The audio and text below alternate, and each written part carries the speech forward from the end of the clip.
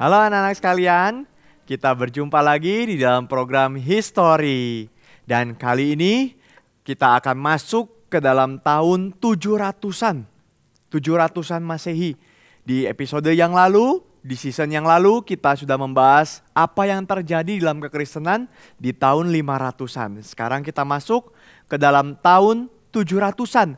Dan di sini kita akan melihat bagaimana kerajaan kekristenan di Eropa sudah berkembang besar sekali.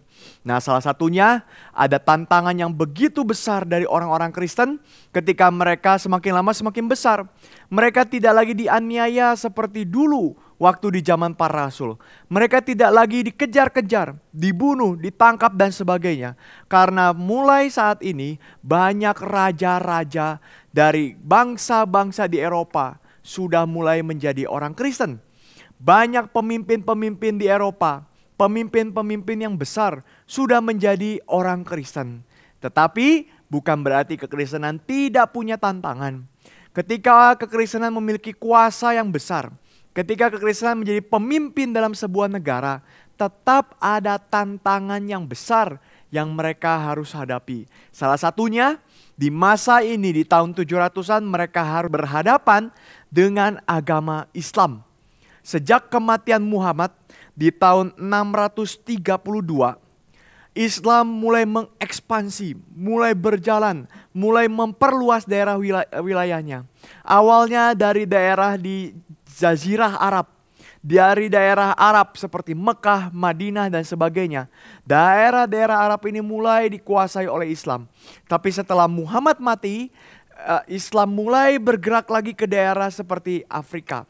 Mulai masuk ke daerah Mesir, mulai masuk ke Afrika Utara, mulai masuk ke utara, ke arah seperti menyerang Kekaisaran Romawi Timur. Kemudian mulai lagi mengekspansi ke wilayah barat.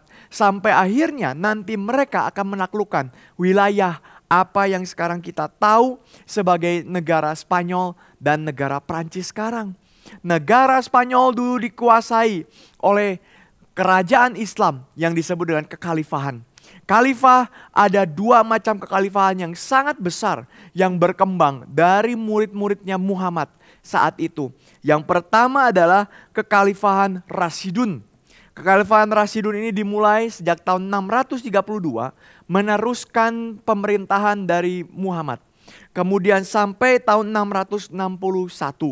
Kemudian setelah 661 disusul dengan kekhalifahan yang kedua, yaitu kekhalifahan Umayyad yang menyebar luas sampai mendesak kekristenan yang ada di Eropa. Maka waktu mereka mengekspansi, waktu mereka menyerang berbagai macam daerah, merebut kekuasaan dari daerah-daerah itu, orang-orang di Eropa mulai khawatir. Orang-orang di Eropa mulai takut dan mereka mulai berpikir, gimana caranya kalau tidak ada solusi, kalau tidak ada yang menyelamatkan mereka, mungkin Islam bisa menguasai seluruh Eropa. Dan ini yang tidak mau mereka kehendaki. Mereka tidak mau Islam masuk sampai ke kota Roma. Mereka tidak mau Islam masuk sampai ke tempat-tempat penting di Eropa. Maka bagaimana untuk bisa mengusir mereka, mendorong mereka mundur keluar dari wilayah Eropa yang saat itu mereka sudah mulai masuk wilayah Spanyol. Maka gereja di barat, paus di barat mulai berpikir gimana caranya. Mereka punya sekutu namanya paus yang ada di timur, di gereja timur, di Kekaisaran Bizantium. Tetapi waktu itu mereka tidak mau banyak berelasi dengan Kekaisaran Bizantium. Karena ada beberapa hal yang gereja barat pikir Kekaisaran Bizantium itu bidat. Apa artinya bidat? Salah. Apa artinya salah? Ngaco. Tidak benar, tidak sesuai ajaran kitab suci. Maka kekaisaran di barat mengatakan bahwa gereja di timur sudah tercela. Gereja di timur sudah ternodai. Tidak lagi murni seperti ajaran kitab suci. Itu pandangan mereka ya. Maka mereka mengatakan saya tidak mau lagi berelasi sama gereja di timur. Apalagi di timur yang memimpin negara, yang memimpin Kekaisaran Bizantium waktu itu. Naik tahta seorang ratu, seorang perempuan. Bagaimana mungkin perempuan bisa memimpin? Di zaman itu mereka masih percaya pemimpin harus laki-laki. Harus yang menjadi kaisar, tidak boleh perempuan. Maka mereka mengatakan, sudah kami mau putus hubungan dengan timur. Kami tidak mau lagi bekerja sama dengan gereja timur. Karena gereja timur punya banyak sekali kesalahan-kesalahan di dalam ajaran. Akhirnya gereja di barat mulai mencari solusi. Gimana caranya? Mereka mulai melihat kepada bangsa-bangsa yang ada di utara Eropa. Bangsa-bangsa yang ada di bagian utara, yaitu dari kerajaan Franks atau kerajaan Franka, atau yang sekarang menjadi kerajaan France, ya, negara Prancis zaman sekarang, zaman modern. Di sana kalau anak-anak ingat di dalam season yang lalu kita sudah belajar ada seorang raja kerajaan Franks yang namanya Clovis. Clovis yang pertama. Dia punya istri namanya Clotilda. Dan Clotilda terus menginjili suaminya. Akhirnya suaminya ini menjadi percaya kepada Tuhan. Dan disinilah dia menjadi raja Kristen pertama dari dinasti Merovingians. Merovingians adalah dinasti di mana Clovis dan keturunan-keturunannya memerintah menjadi raja. Tetapi waktu itu di utara sedang terjadi perpindahan dinasti. Dari dinasti Merovingians yang awalnya dimulai dari Clovis pertama, Clovis ke-1. Sekarang berubah masuk ke dalam dinasti namanya Carolingians. Carolingians ini diambil dari dua nama pemimpin besar yang ada di dalam dinasti ini, yaitu Charles. Charles Martel, ini dinasti yang pertama, nama raja yang pertama. Charles Martel punya anak namanya Pippin. Pippin punya anak namanya Charles the Great atau Charlemagne yang biasa dikenal dengan nama itu, Charles the Great. Maka Charles Martel, dia adalah seorang yang sangat punya relasi yang kuat dengan paus. Dia adalah seorang yang punya relasi dekat sekali dengan kepausan. Maka kerajaan Franks menjadi kerajaan yang dekat dengan paus, yang membela kepausan. Apalagi ketika cucunya bertahta, namanya Charles Agung atau Charlemagne mengabdi kepada kerajaan Franks. Dia menjadi raja di kerajaan Franks. Maka dia mengabdi kepada gereja. Gimana caranya mengabdi kepada gereja? Charlemagne sangat melihat bahwa banyak sekali bangsa-bangsa di Eropa yang belum percaya kepada Tuhan. Maka apa yang dilakukan? Dia mulai taklukkan bangsa itu satu persatu. Dia mulai ambil bangsa itu satu persatu. Taklukkan bangsa-bangsa penyembah berhala itu. Dan disatukan di bawah wilayah daripada kepausan. Akhirnya dia menaklukkan berbagai macam daerah. Daerah seperti Lombardi. Daerah seperti Bavaria. Daerah seperti Saxony. Daerah-daerah yang ada di sekitaran Prancis sekarang. Sampai daerah-daerah di agak utara. Dekat ke Belanda. Dekat ke Italia utara, itu diambil, dijajah, direbut oleh dia.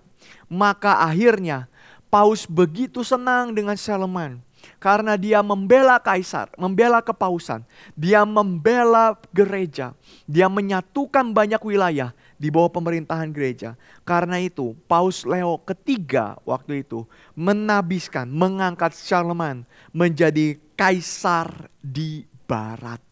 Anak-anak sekalian, kalau anak-anak ingat, di Eropa Barat tidak pernah ada kaisar sejak Romawi runtuh. Sejak Romawi runtuh di tahun sekitar ratusan, Romawi runtuh. Maka tidak pernah ada lagi kaisar yang menguasai seluruh Eropa Barat. Maka ini pertama kalinya mereka mengangkat kaisar di barat setelah 300 tahun tidak memiliki kaisar. Dan dia mendirikan kerajaan, kekaisaran yang dinamakan Kekaisaran Romawi Baru. Kekaisaran Romawi Baru ini yang nantinya orang-orang akan sebut sebagai Holy Roman Empire. Holy Roman Empire di abad ke-12. Holy Roman Empire, kekaisaran yang besar, kekaisaran yang mereka katakan suci. Karena menyatukan banyak sekali wilayah-wilayah di Eropa dan mengukuhkan kuasa gereja pada wilayah tersebut. Maka kita lihat siapa sih Charles Agung ini? Siapa yang disebut dengan Charlemagne ini? Dia lahir tahun 742, dia anak dari Pippin the Short. Papanya itu raja juga dan menjadi pewaris tahta dari kerajaan Franks. Dan hanya sedikit hal yang diketahui tentang masa kecilnya, tetapi dia dikenal sebagai anak yang pintar di dalam pendidikannya. Dia menguasai berbagai macam bahasa, termasuk bahasa Latin dan bahasa Yunani. Nah, Charlemagne waktu itu ketika berusia 24 tahun, dia akhirnya menjadi pemimpin tunggal, menjadi raja kerajaan Franks. Seluruh kerajaan Franks itu dipimpin oleh dia. Setelah dia berkuasa, dia berusaha untuk menyatukan orang-orang bangsa suku Germanik dan mengubah rakyatnya menjadi orang Kristen. Dia sangat ingin menjadikan seluruh Eropa menjadi orang Kristen. Maka akhirnya dia mulai menyerang berbagai macam daerah, mengekspansi dan menyatukan semuanya di bawah kekuasaan dirinya dan di bawah kepausan. Maka dia pun sering membela gereja, dia sering memberi uang kepada paus, dia sering memberikan tanah kepada gereja. Dia adalah orang yang sangat membela gereja. Maka kekristenan bertumbuh di tempat itu. Nah, setelah ditabiskan menjadi Kaisar Romawi Barat, ya Kaisar Romawi yang baru, Charlemagne membawa pengharapan besar terhadap seluruh Eropa yang menguatkan kekristenan. Bukan hanya dengan kekuasaan, tetapi dia juga menguatkan kekristenan. Ini hal yang sangat penting. Dengan pendidikan. Di zaman itu hampir tidak ada orang yang bisa baca tulis. Di zaman itu banyak raja-raja yang buta huruf, tidak bisa baca, tidak mengerti kalimat. Mereka hanya bisa berbicara, mereka hanya bisa menyampaikan kata-kata, tapi tidak bisa menulis dan tidak bisa membaca dari tulisan itu. Maka Charlemagne adalah raja pertama yang memutuskan, saya harus baca Alkitab sendiri. Saya harus baca Alkitab sendiri. Saya bukanlah raja yang buta huruf. Saya harus membaca kebenaran firman Tuhan yang bisa menguatkan hati saya untuk percaya kepada Tuhan. Maka dia sangat menghargai segala macam ilmu pengetahuan. Dia sangat menghargai banyak sekali guru-guru yang penting. Guru-guru yang pintar-pintar. Dia fasilitasi, dia kasih upah, dia kasih banyak sekali hal untuk guru itu bisa mengajar lebih banyak orang lagi. Maka dia mulai mendirikan banyak perpustakaan dan sekolah di Eropa. Perpustakaan dan sekolah yang besar di Eropa. Salah satunya di Istana Aachen. Aachen adalah nama kota, nama daerah di mana Charlemagne menguasai tempat itu. Memimpin daerah tersebut. Tempat di mana dia biasa memerintah di sana. Maka pelajaran membaca, diskusi ilmu pengetahuan, dan orang-orang pintar itu mulai dihargai. Biarawan-biarawan yang pintar. Karena dulu tidak ada sekolah. Kebanyakan orang belajar ilmu pengetahuan dari biara. Maka Charlemagne mendirikan biara dan membiayai mereka, memfasilitasi mereka. Sehingga biara itu menjadi tempat bagi banyak orang untuk bisa sekolah di sana. Banyak orang bisa menemukan dan menuntut ilmu di sana. Menjadi orang yang pintar. Sehingga biara mulai menjadi tempat pendidikan. Memberikan pendidikan bagi dunia. Banyak orang yang belajar segala macam bidang di biara. Maka Charlemagne juga menjadi kekuatan pendorong di balik Carolingian Mini School. Carolingian Mini School adalah tulisan standar huruf-huruf Eropa modern.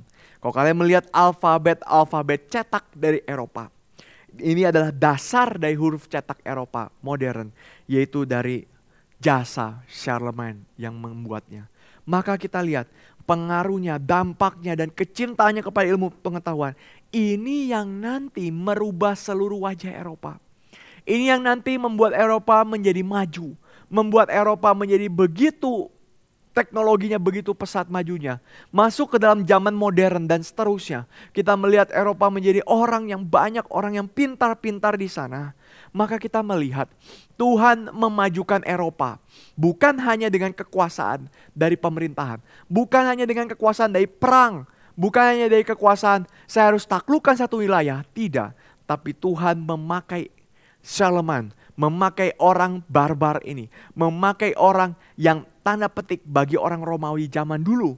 Tidak ada budaya. Tidak ada adat istiadat yang baik. Tetapi Tuhan tidak memakai kekaisaran Romawi Tuhan tidak memakai kaisaran yang begitu besar di Roma, tapi Tuhan membuka pintu lewat orang ini. Orang barbar, orang yang tidak berbudaya, dianggap tidak berbudaya, tetapi menjadi orang yang membawa Eropa pintar. Dia membawa Eropa maju di dalam hal ekonomi dan seterusnya. Maka dia disebut sebagai Bapa dari Eropa. Anak-anak sekalian, kita lihat kekristenan semakin maju, dan mulai saat ini kekristenan akan semakin melekat dengan perkembangan ilmu pengetahuan. Kenapa ilmu pengetahuan bisa maju? Karena orang Kristen, karena orang percaya. Karena itu anak-anak sekalian, kalian pun harus belajar dengan pintar, belajar yang benar. Karena kekristenan bukan agama yang pokoknya harus percaya, pokoknya harus percaya kepada Tuhan, tidak boleh tanya-tanya dan sebagainya. Tidak, kekristenan adalah agama yang sangat mendorong logika manusia, tetapi punya hati beriman di hadapan Tuhan. Menyeimbangkan antara kepintaran dengan iman adalah hal yang penting sebagai orang Kristen. Sampai di sini anak-anak sekalian untuk episode yang pertama ini. Dan nanti di dalam episode selanjutnya kita akan melihat satu misionaris yang berjasa besar di dalam kekristenan di Eropa. Sampai di sini, Tuhan memberkati. Bye-bye.